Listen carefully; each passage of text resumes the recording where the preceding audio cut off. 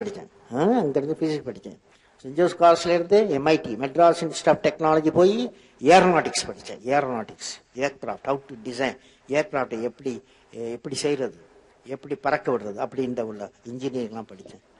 அப்புறம் 1957 ஒரு இன்டர்வியூக்காக டேராடூன் பண்ணேன். அதாவது pilot officer, to become a pilot officer. நான் இன்ஜினியர் இல்லையா, அதுக்கு வந்து நான் எலிஜிபிள். இப்போ பைலட் ஆஃபீஸர் ஒரு இன்டர்வியூ, இந்தியன் ஏர்ஃபோர்ஸ் இன்டர்வியூ.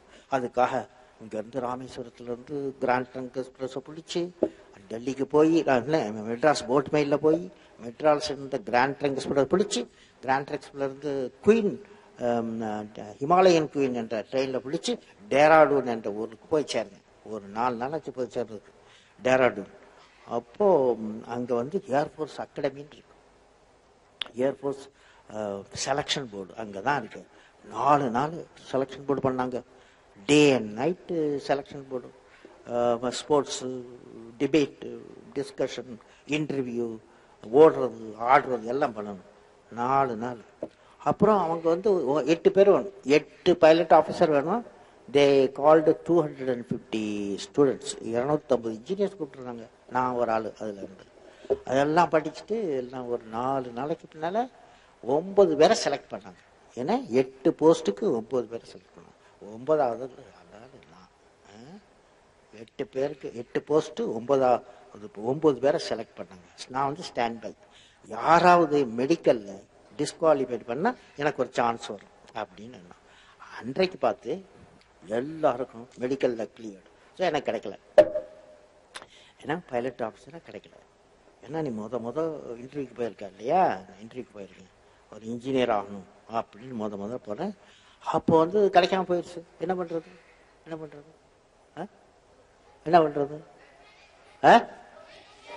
அப்படியா, எனக்கு கிடைக்கல. அப்புறம் ரொம்ப ஒரு துக்கமான நிலை. என்னடா நம்ம வந்து இவ்வளோ கஷ்டப்பட்டு படித்தோம், அங்கே போன இடத்துல கிடைக்கலையே அப்படின்னு ஒரு நல்ல மனதோடு இல்லை. அப்போ ஏன்னா ஒரு துக்கமான நிலைமை. அப்போது அங்கேருந்து ஒரு பஸ்ஸை பிடிச்சேன். எங்கேருந்தே டேராடூன்லேருந்து பஸ், டேராடூன்லேருந்து டெல்லிக்கு வரணும். டெல்லிக்கு வந்தால் தானே அப்புறம் மெட்ராஸ் வரணும், மெட்ராஸ் வந்து அப்புறம் ராமேஸ்வரம் வரணும். ஸோ அங்கேருந்து ஒரு பஸ் பிடிச்சி டேராடூன்லேருந்து புறப்பட்டா ஒரு ஊர் வருது.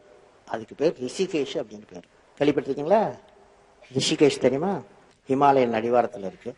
இந்த ரிஷிகேஷ் என்ற ஊருக்கு வந்த உடனே பார்க்குறேன் காஞ்சஸ், கங்கை நீர், ஒரு புனிதமான நீர், எங்கே பார்த்தாலும் ஒரு தூய நீர், என்ன கிறிஸ்டல் கிளியராக அப்போ ஓடுது. அது நவம்பர் மாதம், அது வந்து இதாகிடுச்சு, வின்டர் ஆரம்பமாயிடுச்சு, குளிர் ஆரம்பமாயிடுச்சு. அதை பார்த்த உடனே எனக்கு அது குளிக்கணும் அப்படின்ற ஒரு ஆர்வம். அங்கே போய் அந்த கங்கையில் வந்து ரிஷிகேஷில் வந்து குளித்தேன்.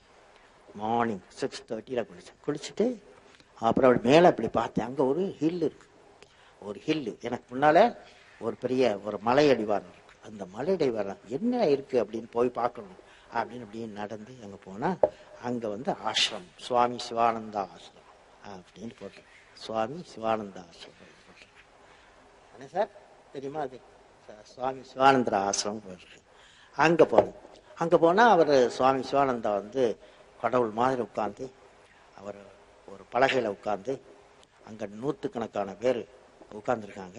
அவர் கீதா உபதேசம் பண்ணிக்கிட்டு இருக்கார். கீதையை பற்றி அவர் வந்து சொல்லி கொடுத்துக்கிட்டு இருக்காரு. ஒரு லெக்சர், கீதையை பற்றி லெக்சர் கொடுத்துருக்காரு. நான் வந்து லேட்டாக போனதுனால நான் கடைசி ரோவில் இருந்தேன். கடைசி ரோல் டோத்தி வேஷ்டியோட இருந்தேன். அப்போது அவர் வந்து கீதாபிஷேகம் நடக்கும்போது அவர் 2 பேர் ஒவ்வொரு நாளும் அவர் கீதாபிஷேகம் முடிஞ்ச உடனே 2 பேரை கூப்பிடுவார். அவர் வந்து கலந்து உரையாடலுக்கு 2 பேர் கூப்பிடுவார். அது 2 பேரை கூப்பிட்டார். ஒரு வெள்ளைக்காரன், அப்புறம் நான், என்னை 2 பேரையும் வந்து பாரு அப்படின்னு கூப்பிட்டு சொல்லிட்டார். நாங்கள் 2 பேரும் போனோம். அவர் முடித்தார் முதல்ல. அப்புறம் நான் அவரை வந்து சுவாமி சிவானந்தரை போய் பார்த்தேன். அவர் ரூமில் பார்த்தேன். 1958 ஆண்டு நவம்பர் 26 போய் பார்த்தவர். அப்போது என்னை உட்கார சொன்னார். அவர் ரூமில் இருந்தார். உட்கார சொன்னார். அப்படி உட்கார்ந்துருந்தார். ஜம்முன்னு உட்கார்ந்தார். ராஜா மாதிரி இருந்தார். கடவுளுடைய உள்ளம் அவர் முகத்தில் தேஜஸ் உண்டு. உட்கார்ந்துருந்தார். சொன்னார், என்னை கேட்டார், உன் பேர் என்னன்னு கேட்டார். அவர் நான் வந்து என் பேர் சொன்னேன். அப்போ அவர் சொன்னார், நீ நீ வந்து ஏன் கவலைப்பட்டு கொண்டிருக்கிறாய், ஏன் கவலைப்படுகிறாய், என்ன காரணம் அப்படின்னு கேட்டார். நான் சொன்னேன், சார் நான் சுவாமிகள் நான் பைலட்டாக பறக்கணும்னு பார்த்தேன், பறக்க முடியலை, வேலை அந்த வேலை எனக்கு கிட்டலை, அதனால தான் கொஞ்சம் அவர் பெரிய பெரிய சுவாமிகள் இல்லையா, சுவாமி சிவானந்தா பெரிய சுவாமிகள், படித்தவர், உயர்ந்தவர், குரு. அவர் என்ன பண்ணார், கீதையை ஓப்பன் பண்ணார், பகவத்கீதையை ஓப்பன் பண்ணார். பகவத்கீதை தெரியுமா, பார்த்துருக்கீங்களா? பகவத்கீதையை ஓப்பன் பண்ணார். ஓப்பன் பண்ணி 11th சாப்டர் 11வது சாப்டரை ஓப்பன் பண்ணி, அவ்வளோ பெரிய சுவாமிகள் குரு அதை ஓப்பன் பண்ணி எனக்கு படிக்கிறார். அது வந்து விஸ்வரூபம், அதாவது லார்ட் கிருஷ்ணா விஸ்வரூபம் எடுக்கிறார். அது அர்ஜுனாவுக்கு வந்து எப்போதுமே ஒரு சந்தேகம், என்ன வாருக்கு போகணுமா, குருச்சேத்ராவுக்கு வாருக்கு போகணுமா, போக வேண்டாமா என்ற ஒரு சந்தேக நிலைமை. அப்போ வந்து நம்ம லார்ட் கிருஷ்ணா வந்து ஒரு விஸ்வரூபம் எடுக்கிறார்.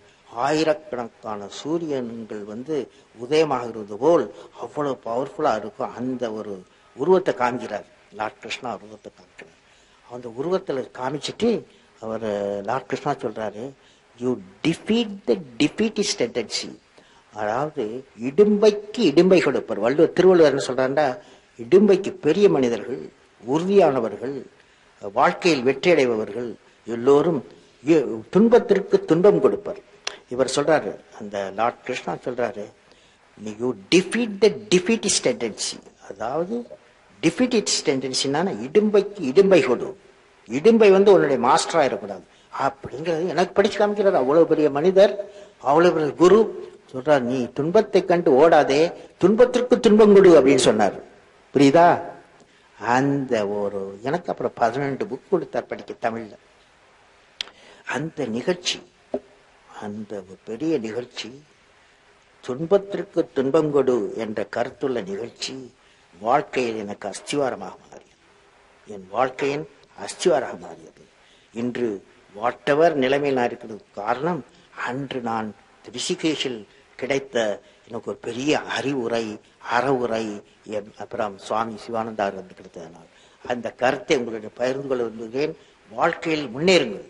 எப்பொழுதுமே இடுக்கண் வரும்போது பயப்படக்கூடாது, துன்பம் வரும்போது பயப்படக்கூடாது, துன்பத்திற்கு துன்பம் கொடுங்கள். அந்த நிகழ்ச்சியை நான் உங்களுக்கு சொல்வதன் மூலம் நீங்கள் வாழ்வில் வெற்றியடைய வேண்டும். நீங்கள் எல்லோரும் வாழ்வில் வெற்றியடைய வேண்டும். புரியுதா? ஓகே.